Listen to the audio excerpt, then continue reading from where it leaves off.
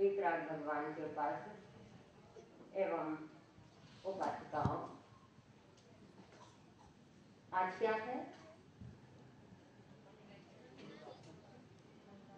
परिचय महापर्व का छठा दिन है और आज हमने विचार करना है महिला जगत और जनवाणी।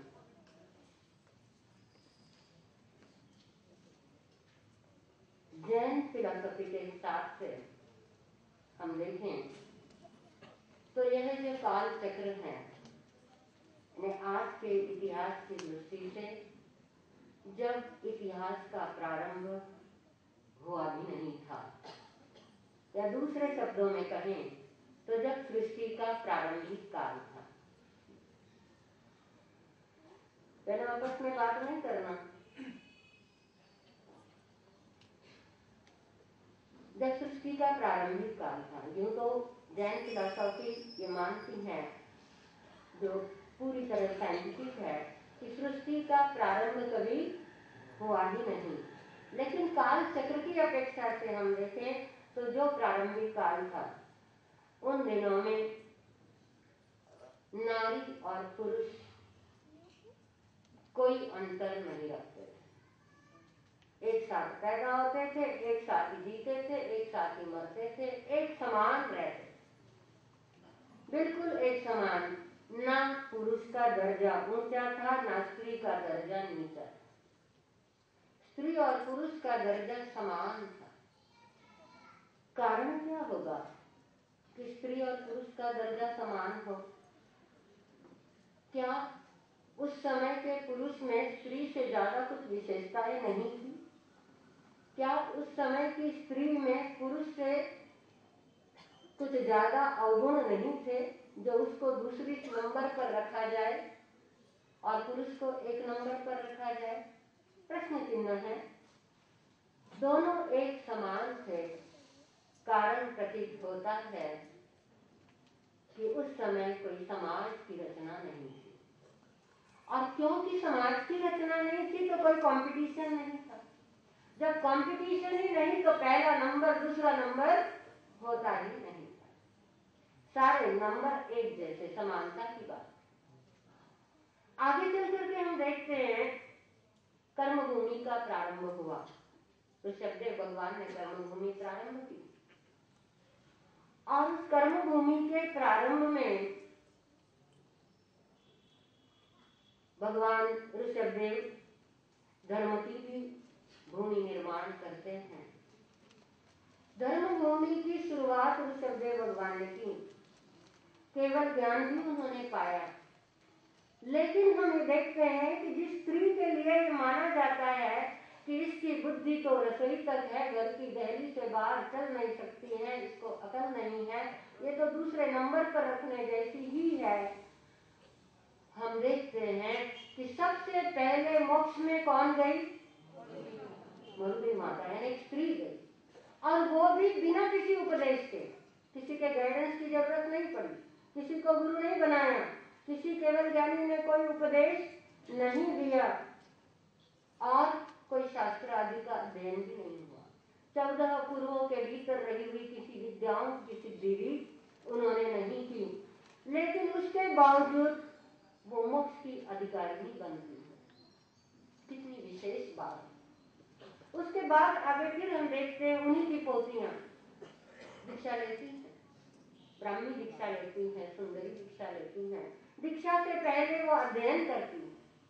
दुनिया में सबसे पहले सुशिक्षा को किसी ने प्राप्त किया हो तो वो स्त्री है। ये स्त्रियों के लिए नाज की बात है। आज हम सोचते हैं बोर्ड में रैंक स्टूडेंट्स में लड़कियों की मेजॉरिटी होती है, ये हम देख रहे हैं। और ये भी देख रहे हैं, ये भी सुनने में आ रहा है कि जब कमाई के क्षेत्र में स्त्री पढ़ती है तो अनेक स्थानों पर पुरुषों को पीछे छोड़ देती। आज सवेरे सवेरे अखबार पर निगाह पड़ी, अंदर जाते ही ऊपर ही लिखा हुआ था, दुनिया में जहां कहीं स्त्रियां पुरुष से ज्यादा कमाती हैं डाइवोर्स के चांसेस बढ़ जाते हैं। सोचिए, दुनिया में स्त्रियां यदि ज्यादा कमाए तो डाइवोर्स के चांसेस बढ़ जाते हैं। ये तथ्य आपके सामने रख रही हूँ, वर्तमान का और भूतकाल। उस समय में ऋषभदेव भगवान ने इस बात को जाना कि दिमाग चलाना है, बुद्धि यानी मति को यूज करना है, तो उस क्षेत्र में स्त्री ज्यादा कामयाब है। ताकत की बात है, ताकत का काम करना है तो वह पुरुष कामयाब है। इसलिए उन्होंने भरत और बाहुबली को ताकत की बात सिखाई। नगर की रक्षा करना है तुमने करना है, शत्रु पर विजय प्राप्त करना है तो तुमने करना है। लेकिन पढ़ाई का काम किसको दिया? ब्राह्मी को। सबसे पहले लिखाई ब्राह्मी को सिखाई। नजदीक का पिछला इतिहास हम देखते हैं कि पुरुषों ने स्त्रियों को कहा था पढ़ना लिखना तुम्हारे बस का नहीं। जबकि ऋषभदेव ने कहा पढ़ना लिखना तो बेटियों के ही बस का है, और उन्होंने सिखाया। और फिर गणित भी सिखाया तो सुंदरी को सिखाया। दुनिया का सबसे पहला गणितज्ञ सुंदरी को बनाया। और जब दीक्षा लेनी, प्रसंग आपको मालूम है, 98 बेटे भी विकसित हो चुके हैं। और दीक्षा लेने के बाद 98 की दीक्षा लेने के बाद बाहुबली ने भी दीक्षा ली है, लेकिन अभी प्रभु चरण में वो नहीं पहुंचे हैं, क्योंकि अभिमान। पुरुष जाति का ये एक गुण है, अभिमान, झुक नहीं पाता। इसीलिए वो डाइवोर्स के चांसेस भी बढ़ जाते हैं। वो झुक नहीं पा रहा है। मेरे से छोटे भाइयों ने दीक्षा ली हुई, बहनों ने दीक्षा ली हुई है, और उनके चरणों में जाकर झुकना पड़ेगा, ये तो बहुत मुश्किल है। बड़ों की विनय करना तो ठीक, लेकिन छोटों के आगे झुकना बहुत बहुत मुश्किल है। इसलिए वो खड़े हो जाते हैं, मैं साधना करूंगा। कठोर साधना करते हैं, कठोर। आज तक बाहुबली की साधना को चैलेंज करने वाला कोई नहीं मिला। 1 साल तक बिना हिले डुले दंडासन में खड़े रहना। आप लोगों ने दंडासन की कंपटीशन में भाग लिया और देखा है कितना कठिन है थोड़ी सी देर खड़े होना। 1 साल बिना हिले डुले खड़े होते हैं, नाग वहां पर आकर के अपना दिल बना लेते हैं, पंछी अपने घोंसले उनके सिर पर बना लेते हैं, चींटियां आराम से चल रही हैं, लेकिन फिर भी वो अप्रकंप मेरु के समान स्थिर है। पर फिर भी केवल ज्ञान नहीं होता। बड़ी चाहना है कि केवल ज्ञान हो जाए, फिर मैं कदम उठाऊं, पर नहीं हो पाता।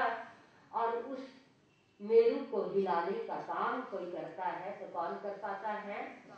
ब्राह्मी और सुंदरी। ऋषभदेव भगवान यहाँ भी स्त्री की शक्ति को पहचानते हैं। हमारे जिनेश्वरों ने स्त्री की शक्ति को बहुत अच्छी तरह से जाना, और समय समय पर समाज के सामने वो बात प्रैक्टिकल रूप में रखी। उन्होंने ब्राह्मी और सुंदरी को कहा, जाओ भाई को बनाओ, बताओ कि ये अकड़ करके रहना केवल ज्ञान का रास्ता नहीं है। और ब्राह्मी और सुंदरी जाती है, और 2 वचनों में ही सारी अकड़ खत्म। कदम उठाया, केवल ज्ञान, केवल दर्शन हो गया। कितनी बड़ी बात। ये हमारे जैन जगत की नारी। आगे हम चलते हैं, कैसी कैसी नारियां हुई। अभी प्रभु ने जन्म लिया नहीं है, लेकिन माँ ऐसी ताकत से युक्त है, ऐसी करुणा से युक्त है, ऐसी वात्सल्य भावना से भरी हुई है कि छत पर जाकर के खड़ी होती है, चारों तरफ नजर डालती है, और सारी महामारी खत्म हो जाती है। हम पूरी तरह से शांतिनाथ भगवान को इसका श्रेय देते हैं। बेशक श्रेय है, तीर्थंकर की आत्मा को श्रेय है,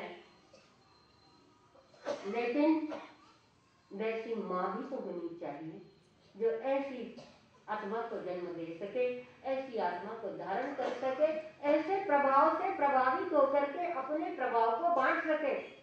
ऐसी अचला माता एक नजर से महामारी मिटा सकती है। और आगे फिर चले हम। अरिष्टनेमी भगवान की पत्नी राजुल। अरिष्टनेमी भगवान तो करुणावश चले गए, दीक्षा ले ली। राजुल नहीं सोचती कि मैं किसी दूसरे से शादी कर लूं। कितना कहा था माता पिता ने और सहेलियों ने, सबने, लेकिन उसने दूसरी शादी करना मंजूर नहीं किया और वह भी दीक्षित हुई। 1000 स्त्रियों के साथ दीक्षित हुई थी राजमती। और दीक्षा लेकर के जब एक बार जा रही है अरिष्टनेमी भगवान के चरणों में, रास्ते में बारिश आई, अंधेरी गुफा में प्रवेश करना पड़ा अपने आप को सुखाने के लिए, बारिश से बचाने के लिए। और वहां वो बिजली की चमक में देखती है अंदर एक साधु बैठे। वो साधु